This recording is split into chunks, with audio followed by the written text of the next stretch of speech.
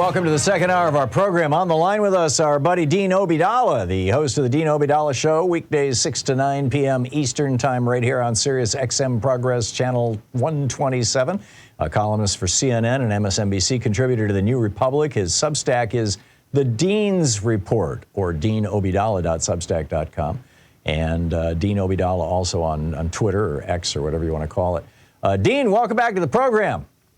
Thanks, Tom, and thanks for being on my show last night. I think the biggest challenge that I'm seeing right now for Joe Biden in 2024 is going to be the hits he's taking for his support of Netanyahu and Israel.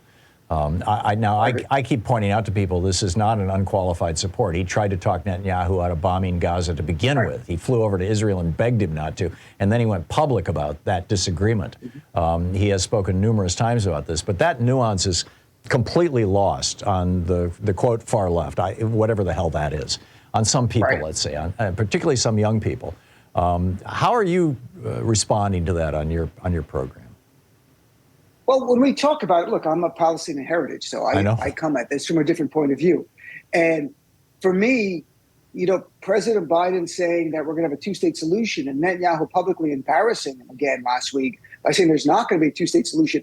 I think President Biden should show a little anger towards Netanyahu. The man has embarrassed him when he was vice president, when he went to visit Netanyahu and they announced new settlements. That's when he was VP under Obama. Yep. He has a history of trying to embarrass Biden. Netanyahu's part of the GOP MAGA agenda and that apparatus. Oh, he came to he spoke to Congress when Obama was president in defiance of Obama.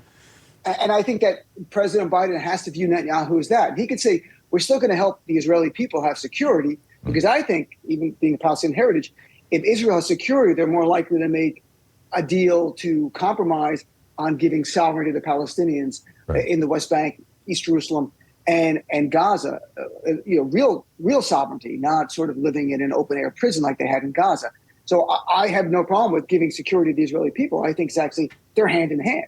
But for this, I think President Biden's got to also lay out a vision going forward on what he's going to do in Gaza. We're going to rebuild it, let's say. We're going to ensure that people have sovereignty and that we're going to condition funding to Netanyahu or any Israeli administration on support of a Palestinian state. And that's turning words into actions, and that would be a really important thing going forward. I agree, and that's where Blinken is trying to get the Arab states in the region to throw some money in to do that. Sure. The great Dean Obeidallah, great talking with you, Dean. Thank you so much for dropping by. Check out Dean's newsletter over at Dean's Report on Substack.com.